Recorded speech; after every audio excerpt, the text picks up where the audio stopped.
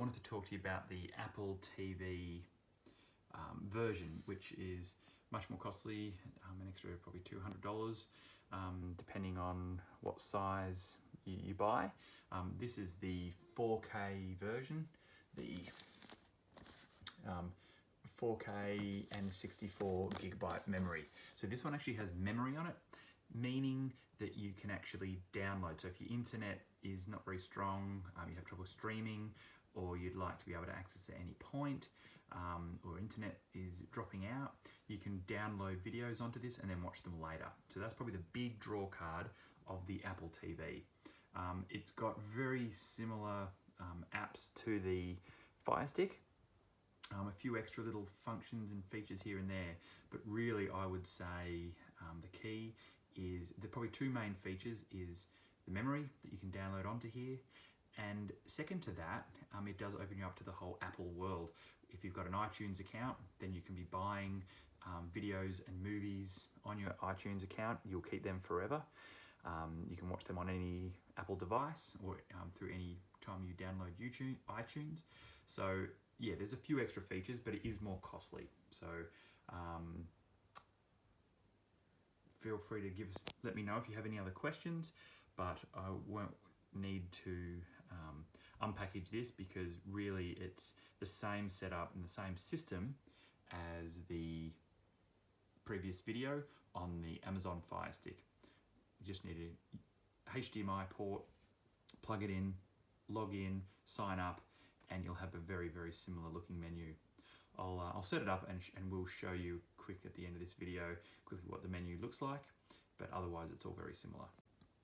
As you can see, this is the device itself and the controller. This one has a touchpad, and you can also talk into this.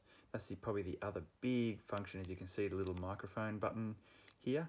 You can actually speak and use Siri to load menus. Now that can be a very big draw card for some clients that might have trouble adjusting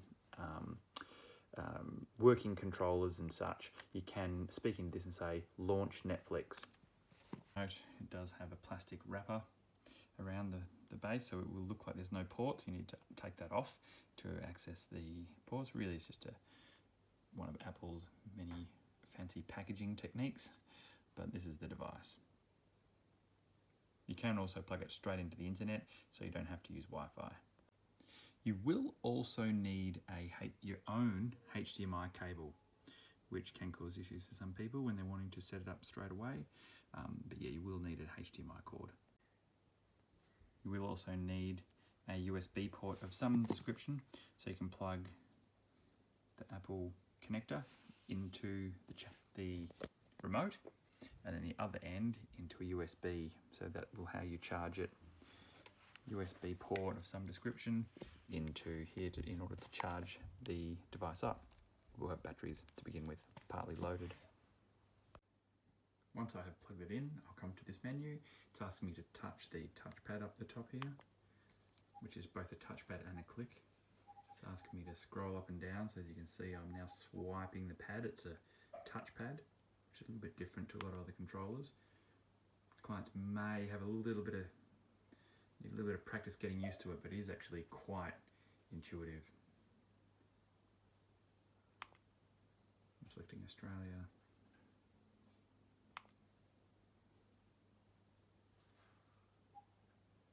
I simply swiped down to that side in order to say, yes, I want to use Siri. And then really follow through the rest of the prompts. Okay, once I have signed in, I now have a menu very similar to the Fire Stick. So as you can see, have Apple TV, music, photos. Now with Apple Music and photos and everything else, as it syncs with my account, all of my photos and music will be available through this device now, which is a great feature, but all the music and videos and TV shows do cost. But here you have TV shows and movies. You can search. App Store and podcasts. Now, podcasts are free, but really this is where signing into the App Store is where you find all the other apps